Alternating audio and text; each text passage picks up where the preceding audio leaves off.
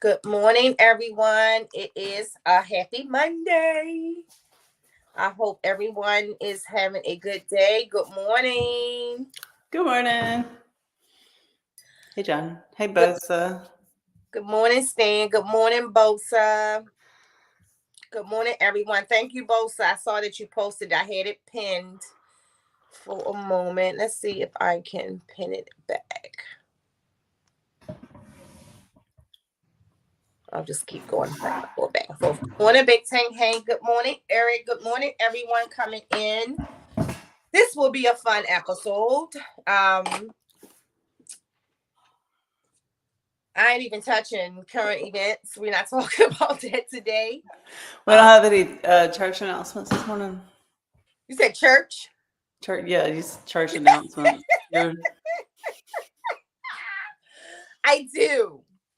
I do have some church announcements. So don't forget a very important one. Thank you, Morgan. The first one is, of course, this upcoming weekend we are vending Gettysburg. So we hope to see you all there at Gettysburg, PA from 9 to 4. Definitely bring the kids out. This is one where if you're shopping for your reptiles, it's also events for the children to be educated with animals as well. So that's one of my favorite parts of vending there. It's not just, it is one of my favorite places to vend, but it's also very child and educational friendly. So we'll see y'all in Gettysburg. It is definitely an awesome show if you've never been. It's one that's worth driving up for. So I'll tell you there's shows and you'll ask me, I'm like, no, it's not worth driving up for that. But that's one that's definitely worth if someone wanted to take, a little hike. It's worth it. I would just say plan other things around your trip because you are in the Gettysburg battlefield, the historical Gettysburg battlefield as well. And it's a lot for kids to learn and do there. But yeah, and then of course, we have Daytona coming up August 17th through 18th. Oh, I'm so excited. I'm excited and I'm nauseous at the same time because at the same time, I have 3 clutches, one of them being the berm clutch that will actually be pipping during that time. So, yeah, I'm excited. But I think we were going to drive, but I think we're going to fly because I want to be able to get back home quickly if something does occur. That's a long drive. It's a fun one though. It was only crazy though. The weird thing is when I stayed in St. Pete's, when I told you I got COVID and I had to drive back from St. Pete's, it was 14 hours from St. Pete's, but it was only 11 hours to Daytona.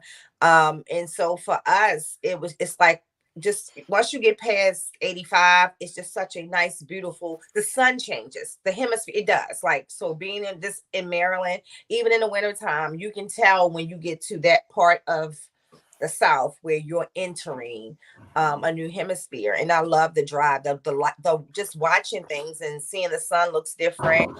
The trees are different.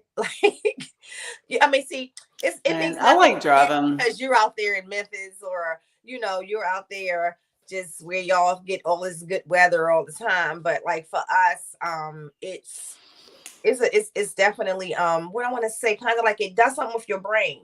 I'm more peaceful. I don't want to just people don't annoy me as much in the South. But yeah.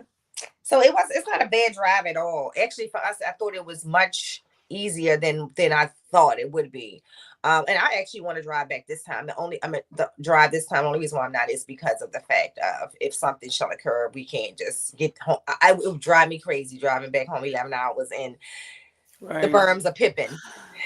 Be the longest. Well, think about it this way. If you fly, then you have to wait on your flight and do all this. It might not actually save you that much time. I mean, yeah, that's a good point too. Just if your flight is going out on Monday, but you need to had to leave on Sunday. Yeah. That's a good point. That's a good point. I'll express it to my husband, see if that one works. But that's a good point. Definitely. Just saying, if you really enjoy that drive. I do. I really want to drive, and I'm not really big on planes right now. I'm not big on. So I'm a person. As we talk about travel, you're gonna hear that I have traveled across the waters so much, but I have to go through. I told y'all I have to be totally inebriated to do it. I can't do it sober. And so for me, it's like it's a big thing every time I step on a plane. Like how some people just like, oh, okay, let me open the laptop. That's not me. I'm focused. I'm listening to everything. I'm looking for birds to make sure I ain't having no bird strikes. I'm the girl looking out the window. I'm looking at the wing, all of that. So it's a very anxious time for me. So I much rather drive anywhere. And especially now where it's, I don't know what's going, I think it's when we went through the COVID thing and they started hiring all of these people impromptu. These were not people who really wanted to work on planes because the shit that's happening now should not be happening. I don't blame you. I don't blame you at all. I will fly, but if I have the option to drive, if it's just me, Good morning, I'll drive all day Dr. long. I don't want to put my kids in the car with me for 10 hours, but yeah, and that's different too. anyway, You know, it's just me and him, you know, so it's like no small children. Although I think we're strongly considering bringing the one grandson. Because he is so uneventful. Like he's such the calmest one. He's the one. Not the youngest one is the one that's going to keep you going. The oldest one is just she's the, you know, y'all know Skylar. Skylar is not a problem at all. But Skylar is not going to let me chill in Daytona. It's going to be like, let's go, let's go, let's go. He's more of the like, okay, let's play and then chill, you know. And he will give you a lot of chill. So we might bring him, especially if we drive. Most likely we will. Darren said, Good morning. Darren said, I was just in Virginia Beach. Good morning, nephew. Where are you? And he said, everyone speaks in the South, even if they hate you.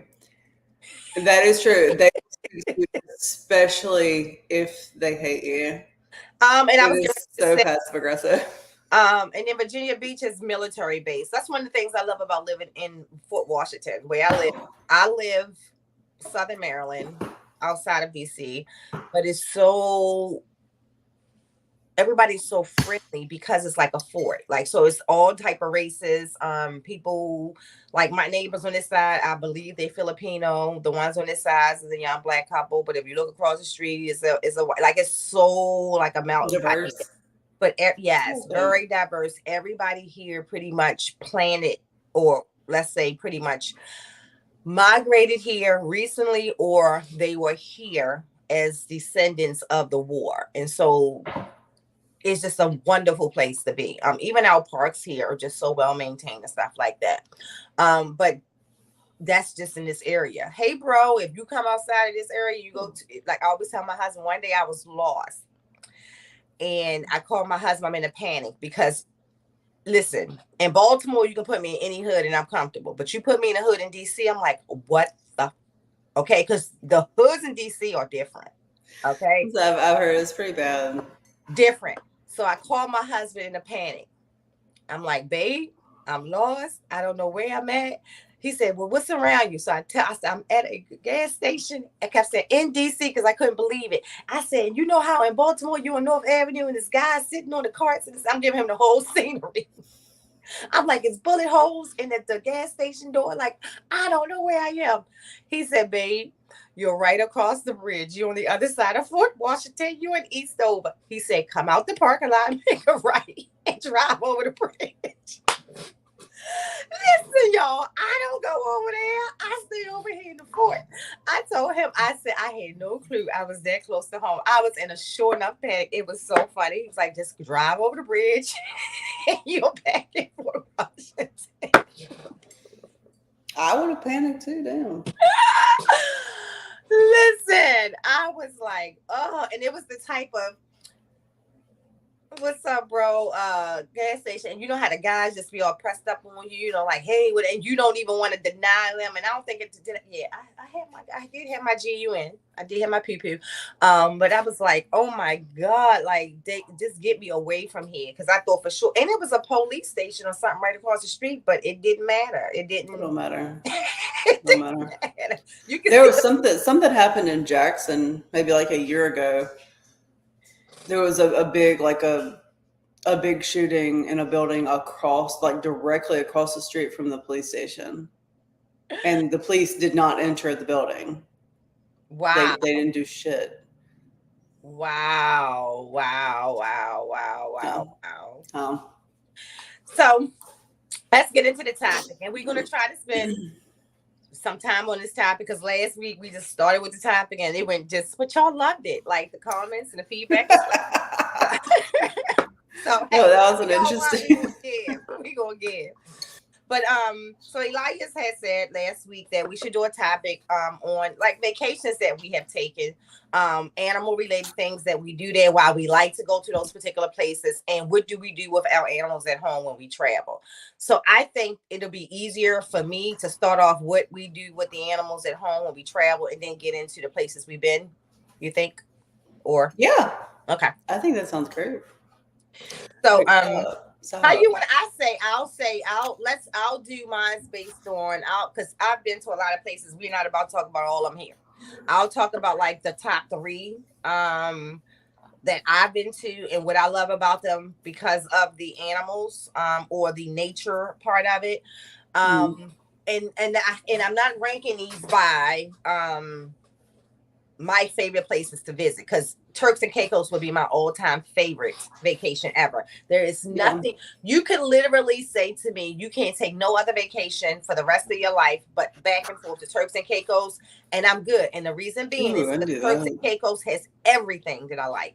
The nightlife, and it's safe. The day life, the romantic, the water is the most beautiful water on earth. I am convinced. I think that's where, Jesus spit before he left. Like it is the prettiest, the clearest, purest waters you're ever going to see. And the people are so kind. And when I say the people, all the people, even the locals. So even the locals who look like the guys who were at that gas station I was talking about. DC? Yes, they're not like the guys in DC. They are very, very kind. I remember we were out one night and we was doing karaoke or maybe dancing. And one of the guys had approached me to dance and my husband just gave him an eye. And the guy came over to my husband and was like very up. He was like, "I'm sorry, man," blah, blah. And my husband's like, "No, you good, whatever. It was just like that." But it was like all my husband had to do was look. It wasn't like he had to say a word or anything. That man immediately came over and was highly apologetic on his grounds. You know what I'm saying? We visiting. If he wanted to blow the whistle, he could have blew the whistle. We walked back from that particular karaoke spot to our resort, which we've done. We do a lot of going off of the resort because that's my favorite part of vacation. Honestly, is the resort is great. I'm not a big resort person. I like to go and see how the people live, and you learn so much more about the island when you go see the people. I feel. So when we went to Cancun, we didn't. We stayed in this super nice resort, and we were never there. We were never actually in. Like we did not spend a whole lot of time in Cancun. Actually, like we flew into Cancun. We slept there, but everything that we did was not in Cancun. I was not staying there because it was all McDonald's and Chick-fil-A, and all the buildings are all like pulled up, so you can't even see the beach unless you're on your beach at your resort. So I was glad that we booked a lot of stuff to get out of the city. Well, I think so. Cancun is one of my least favorite places to visit, but I will say one of my favorite places for the type of excursions I like. So and that's probably why I think we spend a lot of time at the resort there too, because like when you go to visit like the Mayan jungles and walk through those jungles and see how the Mayans still live today. Some of us do not know there are people who still live in the woods, right? Yes. We were driving several hours into the jungle. There's nothing around. When I say nothing, there's no buildings, no house, no people. And all of a sudden this dude on a bike with a basket on his head, just weaving in and out through the trees. And I'm just like, where did he come from? Where's he going? What's in the basket? Where's his people? Surely he doesn't live out here by himself. Right. There was no tour guide for that. So I didn't have anybody to ask, but yes, there are people out there that live in the jungle. And they're very spiritual people. They have all. So that's why I say when you learn about a lot of things, because talking about like in Costa Rica, we did the jungle tour there, and even how the people who live in the jungles, how they eat. So going to not to get too deep into it, but we all like people here when we say we eat a plant-based diet, it's such a big deal. In other countries, that's normal. Like Right. it's normal. Like it's like, what do you mean? It's you eat meat. So like to see how they use the resources for trees and plants, if you get sick, if you get cut, like everything is there for healing right there in the woods, where they are. The streams, they know where to find that little stream of water to get fresh water.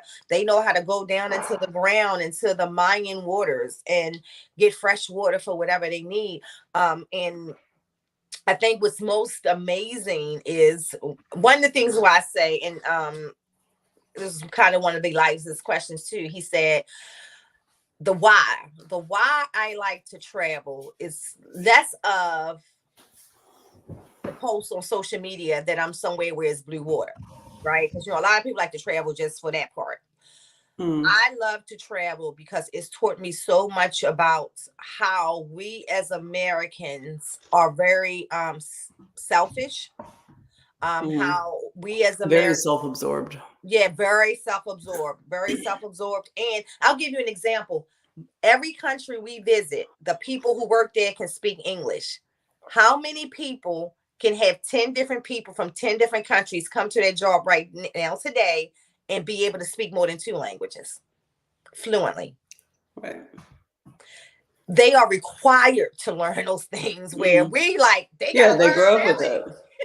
Like in preschool, or I guess a lot of other countries don't do preschool, but like preschool aged children, Yeah, it's just expected for you to know multiple languages. yeah. Here, it's you get an elective in high school and you learn how to speak, say Just hello enough and to goodbye in pass, Spanish, right? Just and you're good enough to to go. pass. And Hmm. I think too, in some of those countries, I want to say when we were in, was it Aruba? I think it was Aruba. Aruba was one, in Antigua. Aruba and Antigua. They, because of how those countries are colonized, even the people who live on the same, in the same area speaks 2 and 3 different languages. So you might have the British side of Antigua, and then you may have the Creole side of Antigua, and everybody speaks a different dialect, but they have to know each other's dialect because they live in the same place. So the British woman, Right. welcome to a British woman who's very much Antiguan, don't look like she's Antiguan, but she'll just start speaking Creole Antiguan to you, and you're like, wow. But they are required to even teach their children, like you said, in Antigua. I think it's if they start in church, they start learning English, or their Bible studies are taught in 2 different languages, so that they can understand the American dialect, because they speak English for the most part. In Antigua, it's like a dialect, but it's still good enough that we could understand. You know what I mean? Kind of like the Jamaicans, when Jamaicans are speaking patois. It's patois, but we still can get the gist of what they're saying. But far as animals, I would say Costa Rica was they protect their animals. They protect stray dogs. So there was this place called the Land of the Giants that was there, and I think I talked about that before. That has all the stray dogs are welcome. Like it's no, and they all get along. Like, so pit bull with a chihuahua, like it's again talking about why we travel. Here, if a pit bull and a chihuahua came together, it's a deadly sin, because the chihuahua definitely gonna start it, okay? But the pit bull won't. Right. To go places where animals commune together so much that they learn how to cohabitate. And it goes back to we talk about snakes and dogs, how some people like myself are terrified to let my snakes around dogs. Other people literally have dogs and snakes who the snake wraps itself around a dog as as normal activity. It shows you that, and that's why I say I can't judge those people, because just because I won't do it because of what I feel my dogs might do, doesn't mean that those people don't know their dogs. Because if you go in other countries, you see that. You see that things. My 2 small dogs, I can't let them near the snakes, but my big dog would be fine. He's more like looking for me for direction. These 2 little dogs are So my nuisances. the breeder of my oldest retics, Jim Jolly, he raised all of those retics. All T'Challa and their moms and all of them was raised with a big bulldog. And when I tell you, they Mm. literally cohabitated like it was normal. And so when I first got my snakes and I asked him about that, he said, they're used to the dogs.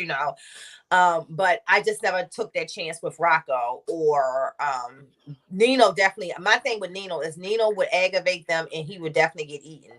Rocco was more of, I did not know how he would respond, and if he did respond negatively, I knew my snake was gone. So I didn't want that to be a scenario. So I was on live the other day, and I had the big retic out, Matilda, and she went to the other room, and immediately, like, she just was next to my dog crates. The Westie was in the dog crate, and the Westie was freaking out. So I tried to go move Matilda, and Matilda just, when I say, like, when we say that these animals can move fast when they want to move fast, Mm-hmm. the slits in this crate are like this wide. It's like an inch and a half, maybe. Mm-hmm. And Matilda's a big girl. And when I like blinked and half of her body was inside the Westie's crate, but underneath the dog bed. Okay. And I'm just like, what, like, how did you were so big. How did you squeeze through that Big and muscle. so fast? And I had my hands on her trying to remove her. Like, all when this happened. So dog's freaking out.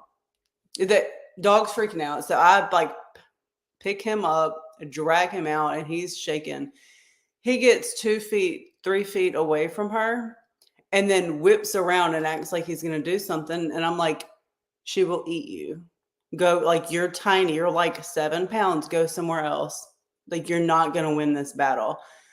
Absolutely no fear. I can't let him anywhere near the snakes. But just to show, like, it doesn't matter how big the animal is. Like, he's just going to turn around and act like he's going to do something. And that's the thing. At the end of the day, too, sometimes I think in their mindset, remember, they'll protect you at all costs. They think He ain't protecting me. He just, but in his mind, it's like, just this big violence thing in is his here. veins.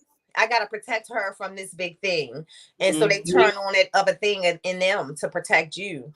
Meanwhile, my big, like, the pit bull mix is over here in a corner giving me the side eye. Like, this bitch has lost her mind. Like, you do you. I'm gonna stay over here. If somebody I'm comes up to the this door, I'll lunge at the preschooler trying to come through the door. right, But you can keep that snake. right, absolutely. Um, so let me see, where else did we go that I really loved? The animals. Cayman, the Grand Cayman. The Grand Cayman has this place where you can go. It's called hell. Because I can remember saying, "We going to hell. We going to hell today. We're Oh my going to god. hell." And there you can see all kinds of turtles. They had the best. I think you was a stingray girl. Some of the largest, most wild stingrays I ever seen. Um, really great water. I would just say Grand Cayman and Turks are two of the most expensive trips we took too. Those places are normally Antigua either, except for one resort we might have went to. It's very few places in those British areas that are all inclusive. So if you're looking for all inclusive, then you're going to stay towards like the Arubas, the Mexicos, the Jamaicas and stuff like that. But once you start to go onto the other side, it's a little bit more expensive. And I will tell you, we stayed in $1 million condos in the Caymans. Our travel agent hooked us up. We had a great big old kitchen and everything. And I remember we ate at the resort still because the way our package was set up, we could just eat. I think it wasn't all inclusive, but I think like maybe our breakfast was included and at certain bars or whatever things were included. But we went to the grocery store one day and I remember a pack of chicken being like $22. beer, like a case of beer being almost like $30. That was the big things about Turks. If you were going to go, it made more sense to stay in. So this is the thing, Elias. I'm gonna come to that. Y'all make it seem it's not that. It's not that at all. First of all, let me tell you, we pay on those. Like, so if I know I want to go somewhere in this next 3 months, we just start paying on it now, right? The other part is with a lot of these, I'll tell you this, Elias, you will take a trip to Florida that will cost more than if you stay for a week than it takes me to go stay at a resort in Turks and Caicos. So I'll give you an example. And then we've done this. This is why we go across seas is more than anything, because Key West, we stayed at Key West for 6 days. And that cost us almost $5,000. That's room, board, spending money, doing whatever we're doing, eating or whatever, because Key West is not all inclusive. In fact, there's nowhere in America that's all inclusive that I know of. I think the most expensive trip was Lake Tahoe. Okay. We weren't even there for a full week. It was well over $5,000. That's what I'm saying. So that's what I'm trying to say. Elias, you take trips to Florida all the time, or leave the country. Leave the country. I promise you, for $5,000 you can have, or $4,000. I'm just using that number in comparison because I was surprised that we spent that kind of money. If you can go to Disney for a week under $5,000, you're making it out pretty good. That's big. Yeah. So no. But then again, the trips that I like to take, the trips that I like to take are not going to be your theme parks and things like that. Right. Me neither. I'm getting out and doing a lot of the nature stuff. Yeah, which most of the time doesn't cost, and if it does, it doesn't cost a whole lot. Now in Mexico, we spent like a few $100s doing our like the jungle tours and all that, but it was still so much cheaper than it would have been to do anything like that. To do it here. I'll give you a perfect example. The excursions in Key West was like triple the cost of this very same type of excursions in Cayman Islands or Turks and Caicos. So no, Elias, it's not that. It's just that we plan them out. Find a good travel agent if you want to, be able to budget it, to plan it out more and just go. And Elias, this is one of the benefits I tell people like yourself when you're single. Do it now. Yeah. Do it now before you decide to have kids and all that. Do it now because that's when it really get expensive. Right. Now you're looking at which kids can't go. Like, all right, we going. Right. I like to travel, but we don't have anyone that is, that wants to watch our kids, or now that, is capable since my youngest is diabetic. It's a lot of fun. So the kids have to come with me, and that doubles the cost of it. And there's a lot of stuff that I can't do that I want to do because it's not kid appropriate or kids physically can't do it. Do it before you have kids. If you can get away with doing it before you have a partner, even better.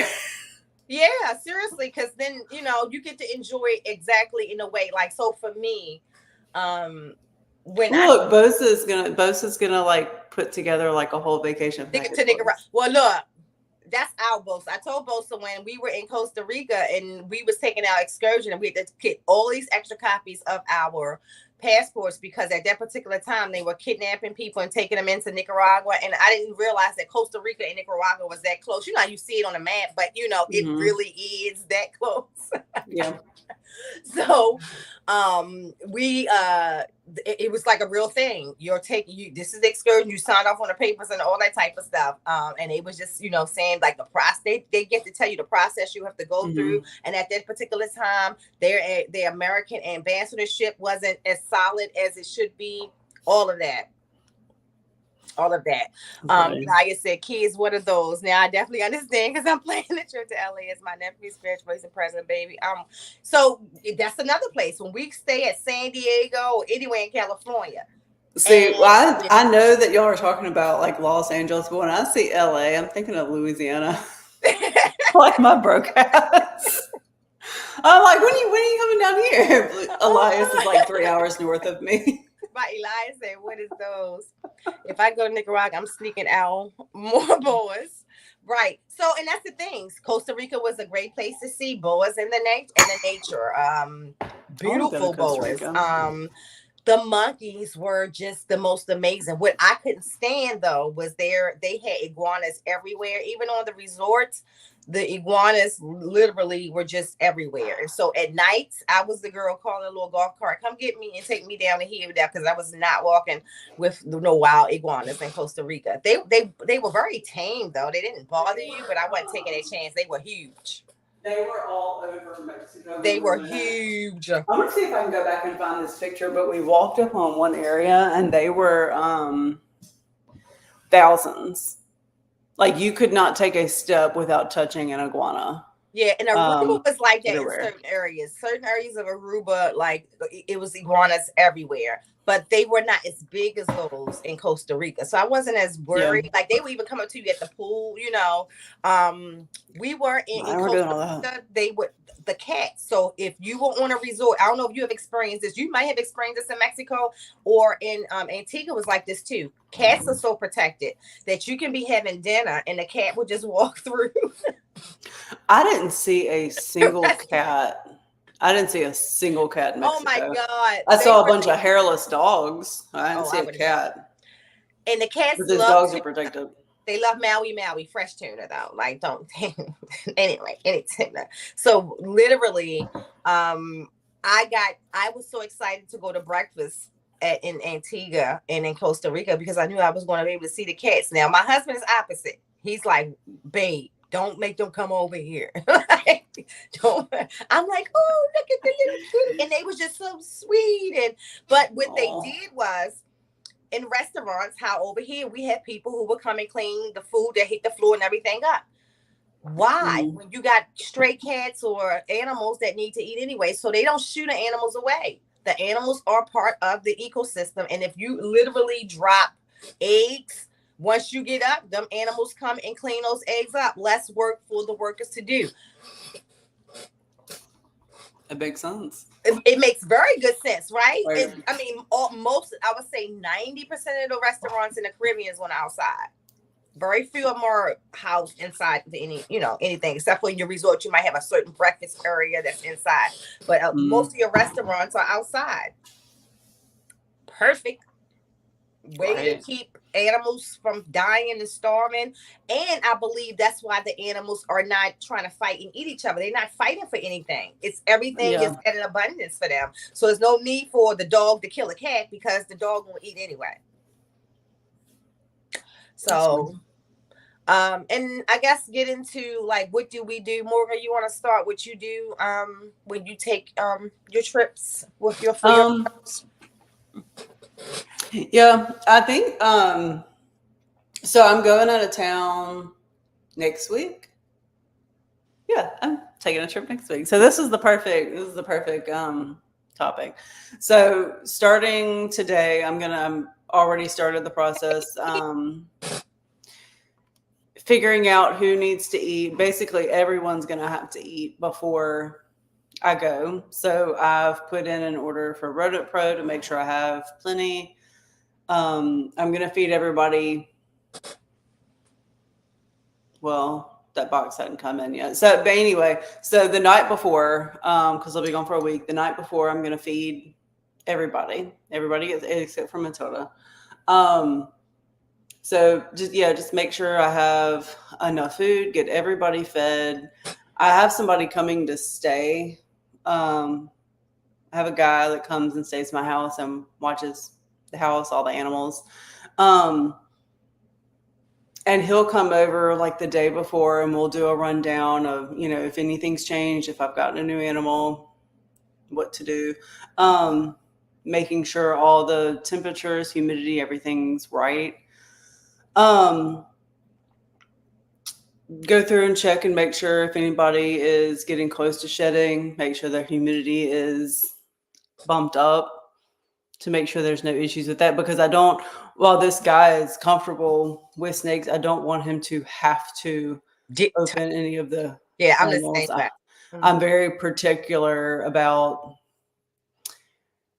things being a certain way here. I don't want one little like thing messed with. Like if this, like, I don't know if you say, yeah, if this thing is like turned up, I never lock this. So if I come in here and this is turned up, I'm immediately going to be like, okay, who's been in here? I'm going to make sure all the animals are where they're supposed to be. I don't know if one of my kids have come in here wet. Like it gives me so much anxiety. I would rather all these doors stay shut and my animals not need anything while I'm away. But he'll come in and he'll, check the temperature, check humidity every day. He sends me pictures every day to make sure everything's okay. I think as far as like reptiles, it's so easy to go out of town with reptiles. Now it does make me nervous. So I have these eggs being incubated. That is, I think, is giving me more anxiety about leaving, even though they're not going to hatch while I'm away. That would, in your case, you have those sperm eggs hatching during Daytona. That would send me over the edge. Just having these eggs being incubated, because that's something new for this guy. I need to make sure the humidity stays right, and it can drop, like, so the humidity will can drop, like if you once you open it, the humidity will drop 7 degrees immediately. Yeah, so that's giving me anxiety. That's a new thing that we'll have to go over with him, but basically make sure the humidity stays right. If he needs to, tell him to put like a little bit of water in it. But the reptiles are easy. His biggest job is going to have to be taking care of the dogs, which sucks. They require round the clock care. Right. That's what people are like, why do you have reptiles and not and dogs and things like that? These dogs take so much energy daily. People see, like, I have a whole reptile room in my house, and they're like, that's got to be a full-time job. It's not. It doesn't have to be. They're pretty self-sufficient. Solitary, yeah. It's not a. I agree. No, we do like to have, even if we didn't have the dogs, I still want to have somebody come and stay in my house, especially having exotic pets. All my neighbors know about it. All the kids in the neighborhood know about it. And I don't want some nosy little kid coming in or a teenager coming in and be like, "Ooh, let's go see what's in our house." So I like knowing that somebody's in my house that isn't going to just let people come in. Yeah, my thing is pretty much the same. With the only exception, I don't feed the night before, only because I want to make sure no one's regurg. I will feed though, specifically the retail. That happened to me when I went to Missouri. Yeah. One of mine regurgitated, and it was one in a tub, and so my husband was here, and so he checked on all the animals, and he could see the hog nose in the tub. So he just showed that to me, but he had regurgitated underneath his water ball. So John never opened it up, which he's never regurgitated, so never really had a reason to think that was going to happen. I got back, checked on everybody. It's like, holy shit. It was awful. So yeah, that is a good point. That's the only thing, but I think the point of feeding, that's the smartest thing to do, especially if you have larger snakes and someone else is keeping them, because I'm like Morgan. And my nephew normally is the one who's here. Jerk know the house in and out. So that's one of the biggest pieces. I don't have to worry about the house at all. We have cameras everywhere. So one of the things that he likes is that if I see something off or see a snake acting a weird way, I'll just come over through the mic. I'll be like, Hey, look at Charla. Y'all know this was, make sure she got this. Make sure that they be like, all right, like I can see all of that at night. I check everybody's temps and all of that type of stuff. So I can see everything. What stresses me out is I can't do nothing if something goes wrong and everybody doesn't know what to do. So if Michael is with us, it's more of an anxiety because Michael is the only other person who could show my nephew what to do. Like, okay, Right. if this thermostat does this, do this, or if this animal does this, look for this. That's the only other part. But yeah, I feed, especially like I said, especially your retics because they're not moving. The benefit of having large animals is that when you go on vacation, when you give them that meal, they stuck for like 7 days. Yeah, and so what I've noticed with mine, so Shelby came during spring break, and when I come in this room, most of my snakes come to the glass, and Yeah. Shelby came and stayed, and not a single snake came out. Nobody came to the glass. He would come in here and check on them, and it would be on FaceTime, and he'd turn his camera around and, just daily walk through. Let me see everybody. Nobody came to the glass room. And then as soon as I walked in the door, I had dropped my bags and I'm in this They all room. come in. And Yep. everybody comes out. They Like, know. They know. that's I get all these comments. They're like, snakes they can't love you. They don't feel Well, affection. that's why I did Like, that video but they last know year when we me. came back from Daytona. I wanted people to see it. I wanted people to see that, yes, I have been gone all of these days. And the moment I walked through, all I had to do was walk in them and they would just, like, They smell you. They hear You you. see it. They And it's some know of them that. just like, wait a minute, open the door. But there she goes. Like, Yeah, they show right. excitement and everything. Like Nikita and Antonio, they're always begging to come out. But with Shelby here, they didn't know him. So, and then as soon as I come back, they're like, okay, she's back. She's back. Let's open this door. Right. I'm ready. Yeah. That's the first time that I've seen that, and that it made me really happy to know that they seemed happy. I put up videos all the time because I get tired of telling people. I just show you. Like at this particular point, now you don't want to believe what you see. That's something different. But I'm not telling you no more. But Daytona was a perfect example. All of the ones that was like not in shed or whatever was just like up. What? I hear her, and they was talking to each other like, did you hear that? Did you hear that? Did you see that? Did you see that? Like, and then all of them got excited. I will say to Elias' point, Elias, so this is the thing for me, we talked about this before on Reptiles and Cocktails and stuff like that. Everybody needs to know the plan. One of the things is I always say is that in case of a fire, there's no way to save all of our animals. So people know how my animals are positioned, which ones are, I don't want to say most important, but I will say they are placed in the because out first. It's not, it is most important because it's not, I don't say it's not value because the spider ball python, somebody better get him before you get anything else. You better get busy before you get anything else. Then you get Chala, that stack. Chala, mystical Hefe. You get that stack. Pearl, you grab Pearl. Those are the ones that's closer to an exit. Busy is right by the front door. To Chala and all them is by the back patio, the back deck. That's the closest window and the closest door for them. So yes, it's good to let people know. I think, because some people would say they're not going to try to save the animals. I can tell you right now, this house is set up where if something should happen like a fire, there are some animals that's definitely coming out the house with me. The others, I always say, tell people to at least open the doors of those enclosures that you can't save the animal. So the animal can find a way to release itself. Because one thing about a snake, it can get low where we can't. Like it can get low and protect it where we can't. So that's another thing that I tell people to do. But if I'm not here, those type of things doesn't bother me. My nephew is like my hero. He will make sure. The house that is safe and stuff. My concern is the things that only I know how to do. Like, let's say, for instance, if God forbid, a snake is sick, who's going to take them to the vet and who's going to make sure they got medication?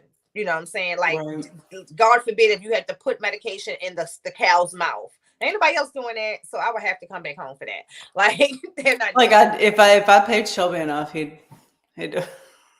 Yeah, no. And I would tell you, I tell people, I mean, I've done it on live. She would be non-reactive to it, but just the fact that because she's a big snake, like it freaks people out. And you know, when they see when you have to open their mouth and you can see her teeth, that freaks other people out.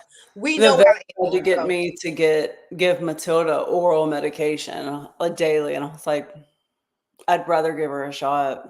there's some With shots her though with that her specifically, sure. But if it was Nikita and Antonio, I'll open I open Antonio's mouth all the time. Like especially when I do events and stuff, and I'm like, look, they do have teeth, and he lets me open his mouth. I just think with any animal, but even with me, I prefer a shot. It's quick and it's over with. But I know with reptiles, there's a lot of medicine that they recommend oral because it's so thick and it can cause them to go into cardiac arrest. But outside of that, if it's I think it's best to give the animal a shot because it's much more stressful sticking something behind their glottis than it is to just go under a scale and give them a quick shot, in my opinion. Right. She barely noticed it. Yeah. So I do like Elias's answer. So I have a plan if we have tornadoes and hurricanes down here. So I have a plan if I need to, put everybody in a safe spot. I have all these tubs to make sure, I can get them. But I have not thought about if something like that were to occur when I go out of town. So that is something that I do need to go over with that guy to if something were to happen, fire, whatever. One, I have a huge ass window right here. So bust these windows out, open windows, whatever, throw but you all gotta pythons in a tub. Right? Because somebody else busting their windows out for an animal is not an option. For us, blow up the side wall if you have to. You know what I'm saying? Right. But you gotta tell somebody that because now that quick minute is like, oh my God, I could bust out this window, but she gonna kill me. You know what I'm saying? I think one thing. Okay, so this guy knows us well enough to know these animals you would say bust out the damn window. Yes, like him and his family are very animal oriented. So that is I wouldn't have somebody in my house that doesn't care about animals the way that I do. So he, would do that. His mom would do that. Good morning, Carissa. Yeah, I definitely at all costs. I think I said the biggest thing is I like to make sure they got fresh water because I ain't got to worry about that. Because like Morgan said, I don't want people having to go in their enclosures at all. At all. Like even Michael, like he will if he have to, like somebody poop or something like that. I don't want Michael to have to go in when I'm gone either. I just happens. It's just I'm like that. I know how I left things is how it's going to be. Very important with thermostats. I always check thermostat wires. That's my biggest thing where I can tell a thermostat failed. Nobody else will be able to tell because some people just go by looking at the actual thermostat. The snake will tell me everything I need to know about if that heat is too hot or too cool on that side. I don't even got to worry about looking at that thermostat, but only I'm able to do that. You know what I'm saying? Like I can look at them and say, and my husband, I give my husband credit too. My husband is really good with going downstairs and say, babe, you see Busy today? Because Busy acting like this, and this. Go check, blah, blah, blah. And I'll go check. And it's something that we need to self-correct in the enclosure. But I don't think that everybody has that eye or know those animals that well. Michael know them, but Michael doesn't know what to look for. And Michael spoiled him so much. He just his only thing is going to be, oh, let me take him out. No, it's something else going on, But I think for the most part, if you give them water, make sure there's no pool pee.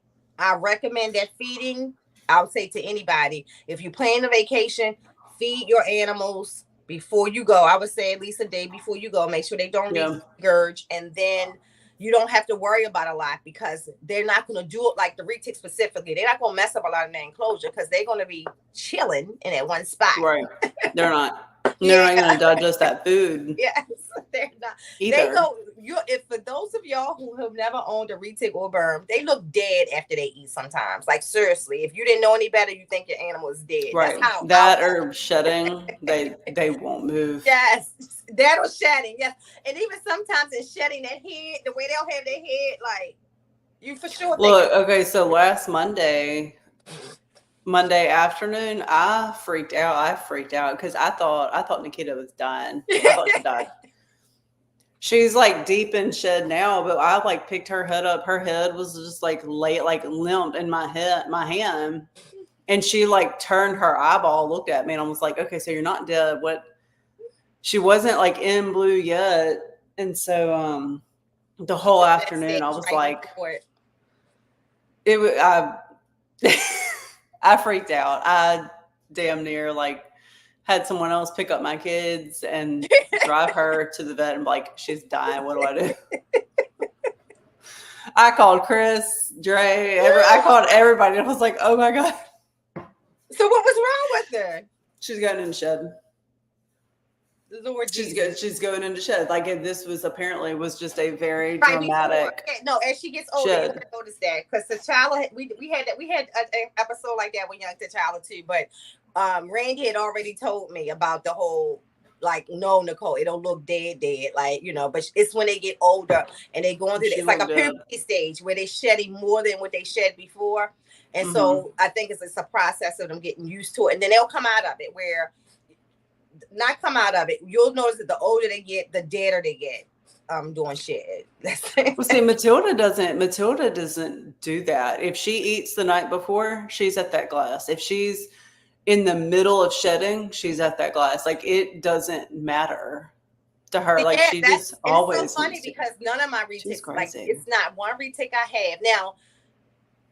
They'll be in food mode for probably like an hour after that, but once they go into digest mode, that's it. That you're not going to see them like be active. You might can like get them. You can get a reaction out of them, but you're not going to see them like being actually active. So I just think that's the smartest advice, especially when you have even with ball pythons. Like try to schedule your feeding right before you're going on vacation, so you have less to worry about poop and all of that. You know what I'm saying? Right. So I'm leaving town Tuesday night, so I'll probably feed Monday night or Monday afternoon, and that will give me time. That would give me almost a full 24 hours to make sure that nobody has regurgitated. When I said that was the most disgusting thing I've seen. Yeah. So that's pretty much I can't out of all the places I've been, I would say Costa Rica for animals, Mexico I would say too. Depends. Mexico is good for animals. Yeah, especially like the deep jungle type of animals. I would love to go back and do that trip all over again with kids. So it'd be fun. The trip that I want to take for animals, I can't do this with kids, but it's also like $15,000 a person. But I want to take a 2-week cruise through Antarctica and go swimming in Antarctica and see the polar bears and the whales and penguins and all that. Get me to go anywhere cold ever. I live in Maryland.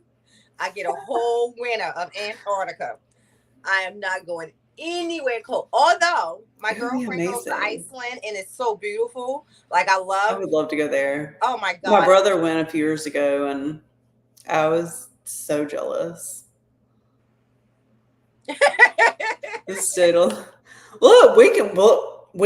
man, that was just Nicole talking. I really didn't talk about anywhere where I've been. We only gave no 5 minutes of the topic last year. So we stuck to the topic this year. Where Darren? We stuck to the topic. But yeah, I think that now I will tell you a place that I haven't been, and it is a dream trip for me. We were going to go this year, but it's just too much going on. It's Africa. I don't want to go I want to go to Nairobi very specifically. I want to go do nothing but visit the jungles of Africa. And when I say that, I'm not talking about like how she's going to want to go. I want to be nicely protected going through the jungles. I don't want to be chasing the lions that's all randomly, because in Nairobi, apparently their jungles are like, okay, so it's for us, it's not even a jungle. Their animals are conditioned to live in these lands, in these areas, and you're just sharing the habitat with them. So I don't want to be the person just walking through and see the lion and not know what to do. I want to be the person with a tour guide, and the lion shows up, and then they can say, well, these particular lions are this way, and these particular lions are this way. I want to know what I'm dealing with. I'm not I'll be the tour guide, Nicole. Africa, but We nope, can do nope. this. We need people who we need qualified, certified. I ain't messing with you, Morgan. Oh, but look, a lion. It's so cute. My husband would tell you, I am accident prone on vacations. If it's going to happen, it's going to happen to me. I'm gonna be the one coming back on the plane or not coming back at all. Something tells me going to Africa with a Morgan, I'm not coming back at all. I was looking at Jody, who she was in Colombia, I think, standing in the middle of the wall taking a picture the other day. Did you see that picture? I'm like, look at her. She ain't even thinking about the crocodiles that's around her. Anything. See, it would be me who never make it out the water. Right. Taking a picture. Darren said Madagascar. That's another Madagascar would like being like a little dream. Look, I ain't messing with Maury. Look, I ain't taking nothing from her. I'll meet you in Daytona, and we're gonna go paddleboard with them gators. And I told you, and I would do that. I'm not touching none. I'm not going up to, oh, look at that one over there. I'm not doing it. Look, Elias, I am not messing with Morgan. I won't make it back. Y'all know how the story goes. I won't make it back. I'll be over there chewed up in the lion's belly because Morgan told me to go over there and to touch the lion's mane. I want to touch the lion's mane. No, I took a group of kids to this creek last week. It's a little creek. It's in the middle of like nowhere. There's no service, anything. And so I took a group of kids, and all their moms were texting me before I lost service. They were like, do not chase any cottonmouths. Do not pick up any venomous snakes around my kids. That would be me. Like Morgan, lead them damn cottonmouths. Okay? So we're walking through, and the kids were even telling me, like, Miss Morgan, don't do it. Just don't go in them woods. Leave it alone. But the cool thing about going like on trips with people like you, like my husband, like he'll do things that I won't do and vice versa, is that like say if it was a crocodile in the water and I wanted to see what happened, you would be the one to be willing to go. Morgan, see if you can swim from here. I'm halfway there. I got you. I'll be on the other side to pull you in case something go down. I'll have a plan. I'll have a rescue plan. You have to be born up Floridian to touch the gators, and they check birth certificates. I went to touch one when I was there for spring break. I went to touch one. It was right there. I should have brought it home with me. It was a recent video on TikTok, and it was similar to exactly what Bosa said, but it was a group of ladies. They were just paddling with their kids, and it was gators just floating all around. It was in Florida, and it was like, this is how you know if you're truly from Florida. And then it was this other person showing with gators floating around, and he saw the gator, and you could see them like packing their stuff and walking away like, that's how you know you're not from Florida. But everybody else and they on little floaters, like floaty pools, is looking like the gators and you can see it's gators there. They not even impressed. Like I'm like, it's no way in hell. Living in Florida or not, no way in hell. I'm just sitting there with the gators in the water on a plastic float tube. I need not even like a kayak or anything, just a tube.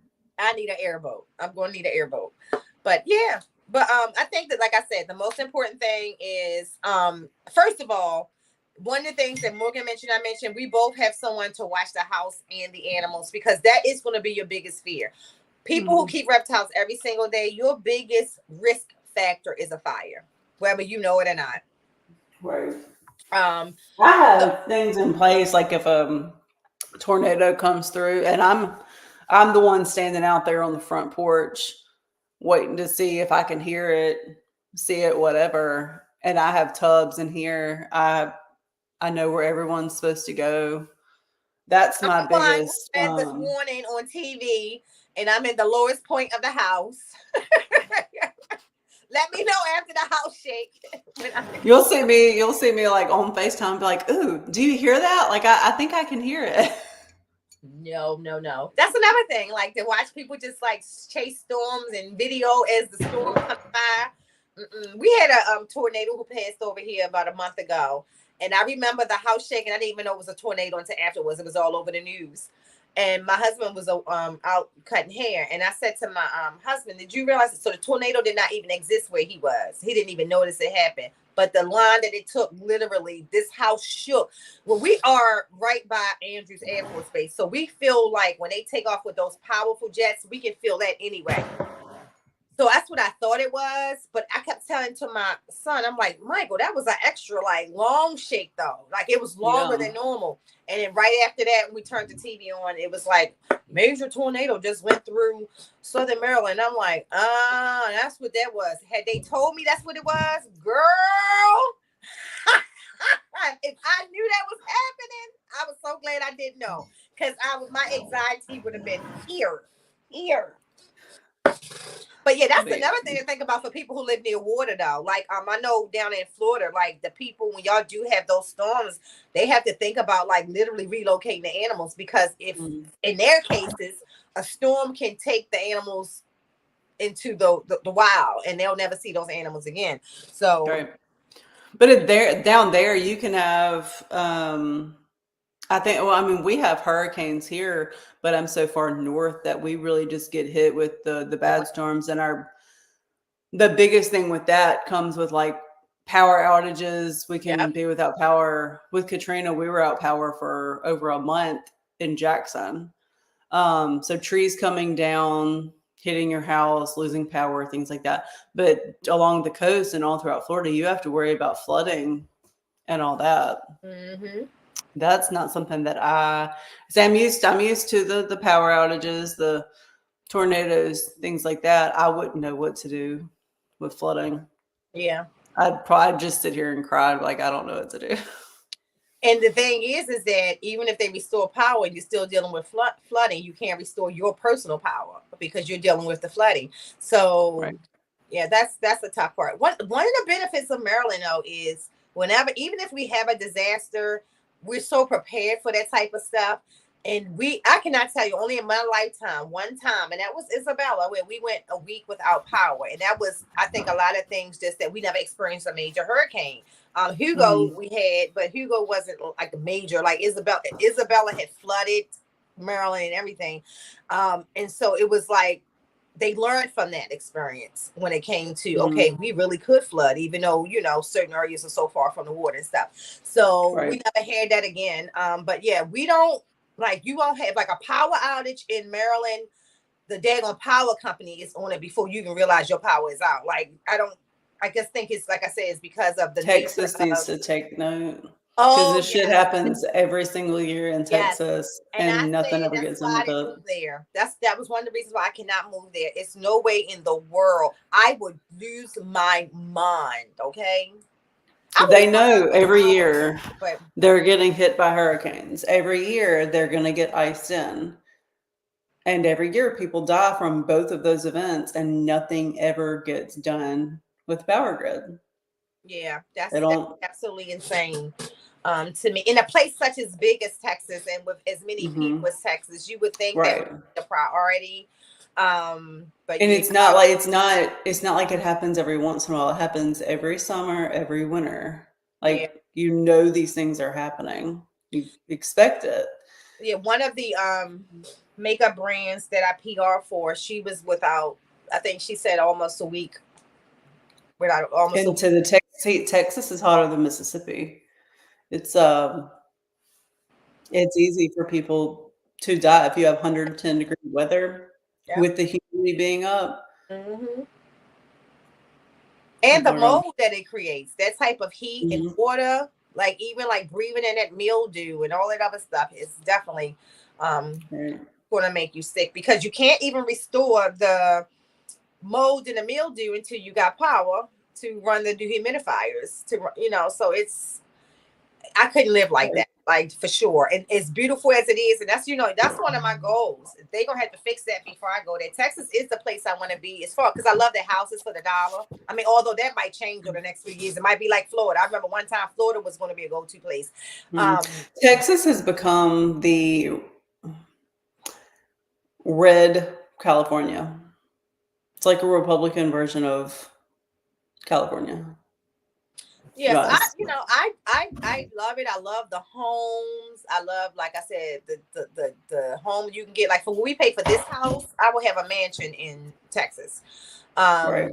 And I You just have to be away from the cities and stuff like Dallas, Houston, Austin. It's ungodly expensive, but you get outside of those cities and there's nothing around, and but it's see that, but Dallas and Houston is not hot. ungodly expensive compared to the DMV. So, like when I look at their, like what I pay here, girl, if I move there, if I move to Houston, if I move to Sugar Land outside of Houston, I would have a nice home. I mean, not that this Right. house, but you know what I mean? Like it will double the size. It will be more newer and everything. Right. Because the DMV up until recently, Bosa, because Florida, Boca Raton and Miami is taking over. Is has been the highest market housing market next to New York for years. Right. It's the pricing of housing here is just unnecessarily ridiculous. I've always said, but when I we think one bought of this my house, biggest though, things, we bought it at a good time. We bought this one of house. the biggest things with Texas, though, when I say like it's becoming like a red California, so many people are flocking to Texas. Yep. Well, Like a lot of in people droves. come The here. traffic is unbelievable. Yep. Um, Yep. like you can't But that's what was damn happening near get in Florida. anywhere because right. But now people moving back out of it. Like so, the Florida housing turn is one of it's textbook of why governments need to keep their people where they are, keep their retired people where they are, and keep their new people where they are, because everybody flocked to Florida, the retired and the millennial. Then the price and the housing market goes up because a lot of jobs were being built there too. The same thing y'all going to see, mark my word. I told y'all what's happening in Florida before y'all saw it happen. The same thing is happening right now in South Carolina. The south parts of South Carolina, the Charleston, North Charleston areas, the cost of living compared to when we even looked there 3 years ago is double of what it was. It's going to for sure triple or quadruple. And Boeing and all of them things moving down there and bringing all of that, those new college students graduating, staying there, where before they were moving out. It's turning that market too. You're seeing it with Georgia. Georgia is no longer the place to go buy that nice house and live happily ever after. It's costing as much to live in Georgia as it costs to live in Virginia. So, and that's working its way up to them DC prices as well. But Florida is absolutely insane. If you live there and you were to try, you couldn't even think about selling your house, trying to make some money from it. It's no way that's going to happen. And a lot of people are starting to move out of those major cities in Florida and to go into more of the rural areas of Florida or out of Florida totally.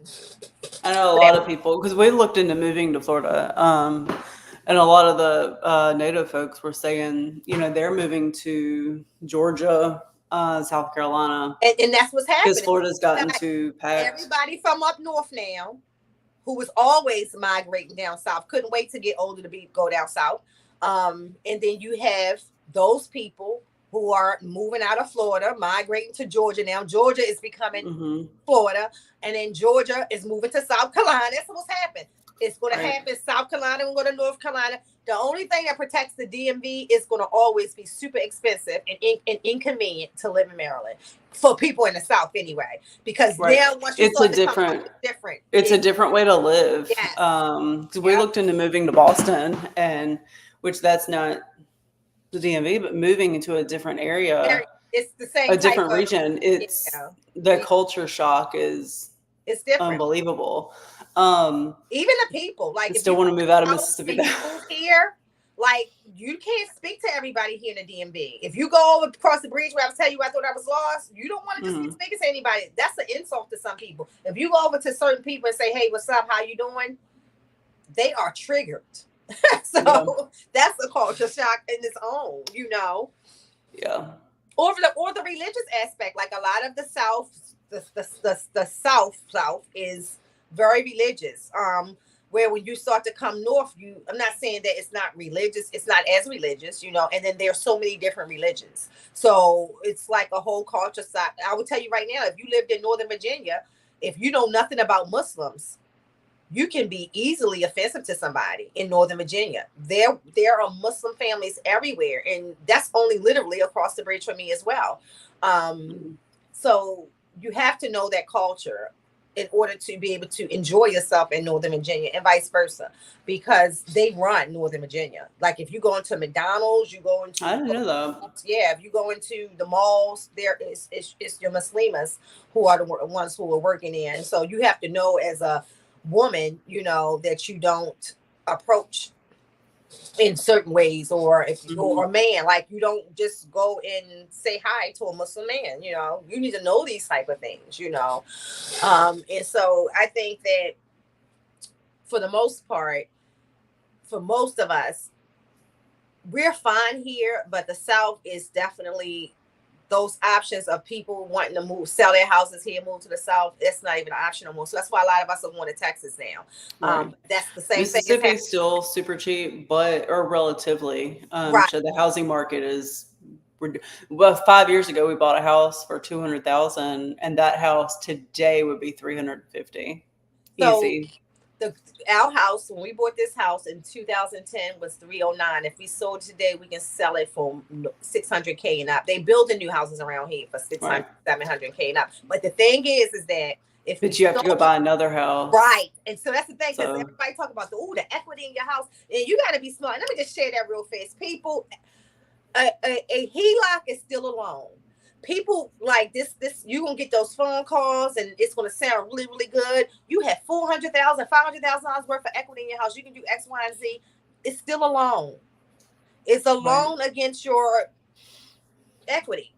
And so therefore your house can be lost quicker with a home equity loss than it could be with your regular loan. So be very careful of that, because I know I get text messages all the time, realtor leads and stuff like that. Do you know the value of your home? Yes, I get that updated to me every single day. Okay. I did property management for many, many years. I have a whole lot of systems I'm still connected to, but the whole point is you cannot buy the same value house or more for that dollar. And that's the crazy part. Now, I wish it was different, where the housing market was like it was in 2010 in this house, but this house wouldn't have that much value to either if that was the case. So it's kind of like that flip. Now, what the benefit used to be was for me, a person like me, is that I could sell this house here and move to Georgia and pay cash for a house with the equity that we pull out of this one. Those so the downside. So since I'm in the South, I can sell my house and make $100,000, but then moving up north, where I want to be, you ain't finding a house for right. You're entering another mortgage, and a hefty one at that particular point. Right. So we're looking. I can sell this house for $550, but then go up north and I'm going to get half the house. If that. So right, because it's definitely not going to be that. And then you take the interest rates have more than doubled. Yep. So my $2,000 a month, I'm now paying $4,000 a month for less of a house. Yep. It's bullshit. We can't afford to move. So we are stuck in Mississippi. I love this neighborhood. I love this house. I love this house. I told my husband, when I pull up to it, it's the same feeling I got the day that we bought it, So, but it would that's why the only reason why I could move out of it is if I was moving into something bigger and better. You know what I mean? And holding on to some equity, because one of the things about real estate is that I'm not giving my equity away.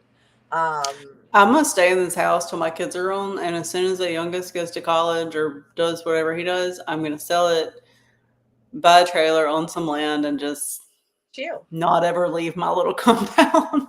Chill. Which a lot of people do that. You're seeing that in this community now. A lot of the retirees selling their homes and going to rural areas because they don't want. They build up. Fort Washington used to be really, really country. Since the casino on the MGM was built in 2013, it's so many. It's so much more traffic now. Like it's so much more busy. Like literally, this is it's just like you can feel like I like the country city feel. I like the country, but I like having the city amenities. So I'm glad that they built a lot of restaurants and stuff and things like that out around here.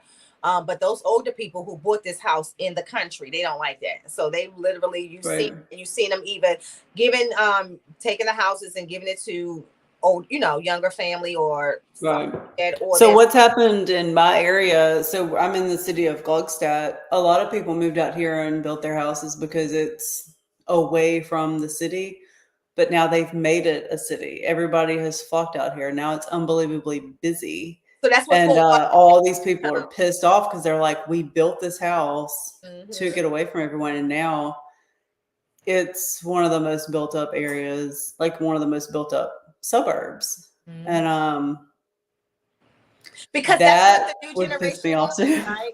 That's what the millennial want. The Well, millennial wants. everybody wanted the same thing. Everybody was like, "Ooh, Gluckstadt, there's not that many people." And before you know it, we have all these neighborhoods. The roads cannot hold. The roads were not built to hold this many neighborhoods, and everybody within 10 years was out here, and now it's not what people wanted. Yeah, that's how it works. All right, y'all. So that's it for today. What was our time? An hour and 16. Not too bad. Not too bad, Hmm. Darren. Not too bad. But Darren said, "Why would anyone want to move up north?" It's not because it's 100 degrees down here with 80% humidity. I can't breathe. And then some people, It's gross. Darren, it's funny. Like people who grew up in the South who never really saw snow. Like I remember when Robbie from Redhead Reptiles moved up here, and he couldn't wait for the winter. He moved in here like April, and he was so excited for the winters. And I'm like, the winters? Do you realize how much snow we get? He's like, yeah, I'm looking forward to that. I'm like, oh, we don't look forward to that. Like, that's not what we look forward to. We look forward to summer or coming somewhere all year long. Like I could live somewhere where it's 75 degrees all year long. That would be ideal Yeah, weather for me. Like ideal it'd be living for great. me because I like the To San outdoor. Diego, San Diego is perfect. That's why I always too I did fucking most of my expensive. cancer walks there. That's why exactly why I did most of my cancer walks there, because of the weather. But all right, y'all, that's it. I hope everybody have an amazing day. I hope that you are feeling blessed. Both so we have y'all in our deep prayers constantly, constantly. And I'm here. And let me be clear. I'm not. I don't show up for everybody. Okay, but we, the Tisdale family, is 110 toes down here for anything that we can help with. So please Right. let us know. We are. Look, listen. Everybody is here for the Bosa family. There's not one person who's not. Right. I know that y'all humble and things like that. But you truly have an army behind you, Bosa, and definitely we're praying for you. But if prayers are not enough, don't hesitate to reach out. Love y'all. Everybody Y'all have a have good a week. fun. Wait a minute, Morgan, where are you going? Lake Tahoe, Sacramento, Oh, okay. Northern California. Okay. Just go do like one last little thing before we get busy with the school year and stuff. Yeah. It'll be All fun. right. Well, next week is our vacation. I mean, our anniversary. Um, so we're going somewhere, just don't know where. Because we have my grandson. He really is refusing to go home, and he was not a part of some of the summer plans. So I guess I'm going to take him to the show Oh. on Saturday. What's not going to happen is that he's not going to be made to go home. He knows that. Mm-hmm. So Oh. I was like, you want to go visit your brothers and your sisters? He was like, nope, I'll FaceTime them. I was like, okay. That's sweet. I love Yeah, it though. I have 3 grandchildren. He has really like rebelled. Like I'm not Oh. August. I go back when school start. You said because on the weekends that's what would be the only thing. So when Sunday would be the day I would say you got to go home. You got school Monday. So he know he ain't got school. So he'd be like, no, I ain't got to go home. I don't have school, and he's right. Oh. I wish my kids had grandparents like that. Oh. Oh, good. So, but the funny thing is, my daughter doesn't feel like because how my mother was with them when they were children. She made a meme one day. Grandparents don't get their grandkids enough. I didn't meet my mother until I was 10. It was so funny. Um, but my mother, like literally, like my mother was just so like she just had to have them. So if my mother would after work come pick the kids up, like she was just that grandmother. Yeah. Me, I'm more like I'm the weekend grandmother, or you can stay as long as you don't have school. But I'm not coming to pick you up from school to bring you here during the week and take you back to school. My mother was that mother. She didn't care. She would go pick you up from school and then take you back to school like you was her child. Like, yeah. we used to have to We fight don't. my mother for our children. Like, We don't have anything like that. Can I get my kid back? So yeah. So if you ask my granddaughter, we don't do. I mean, my daughter, we don't do enough. But y'all see, my grandkids are here live. But in her opinion, it's nothing like when she was a child. I didn't meet my mom until I was 10. That shit was so funny. But yeah. But y'all have a great one. You have a safe trip if I don't talk to you. But no, when you I'll be on here Monday. You be back when? I'll still be here Monday because I'm not leaving until the following Tuesday. Not for next Monday. We'll leave everything the same. But after the next podcast, make some time afterwards so we can update the pictures and then go through whatever we want to do for the intro. Okay, that sounds good. All right. Everybody have a good one. Bye. Okay. Bye, y'all.